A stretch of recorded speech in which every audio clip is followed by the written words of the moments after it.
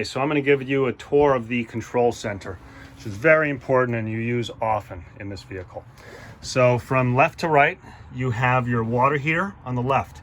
Most important thing is that the water heater has to be off while you're driving.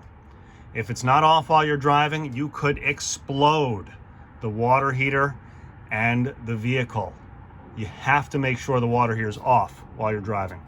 When you're stopped, you can turn the water heater on. It's only a 6-gallon water heater, so it's going to heat up relatively quickly. To the right here is your water pump. That's going to make sure water flows out of your kitchen sink and your bathroom sink and your shower. Turn it on like that. And then you have 2 switches for 2 lights here, your living room and your kitchen. Those will turn on and off 2 lights. If the switch on the light is not working, it's because the actual switch that I'm holding is off over here. Up above you have these little buttons here. Check the levels of your gray tank, your black tank, your fresh tank, the battery level in the vehicle, and this stands for liquid propane gas, your propane tank.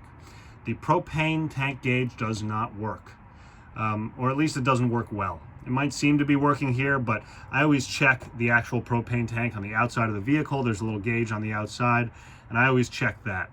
The fresh tank works very well. Black tank works, doesn't work. It's because there's a lot of sludge in the black tank, so sometimes it says it's more full even when you've just emptied it. And the gray tank is relatively accurate. For the most part, you use twice as much gray water as you do black. So you might empty your gray and the black every single time that you empty the gray, you'll empty the black. So you don't really have to know exactly how much is in your black unless you're emptying your gray once or twice before you empty the black. But anyway, it's good practice to empty the black every time you empty the gray. Over here on the right is your generator start switch. To start the generator, 2 buttons. To prime, hold it down until it starts up. And it'll tell you how many hours you have on the generator at the current power usage that you're using. Take a couple of seconds to start the generator up and get it running. Then you can run your microwave, your air conditioner, all your plugs and outlets while you got the generator running. The generator needs a whole lot of maintenance. Every 25 hours, the generator runs, you have to clean the pre-filter. Every 100 hours the generator runs, you have to change the oil and the oil filter.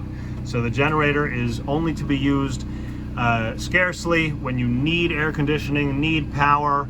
It's not to be used overnight for extended periods of time. It can overheat. That's really when you're supposed to be plugged in at a campsite for continuous power. So I'm going to turn that off.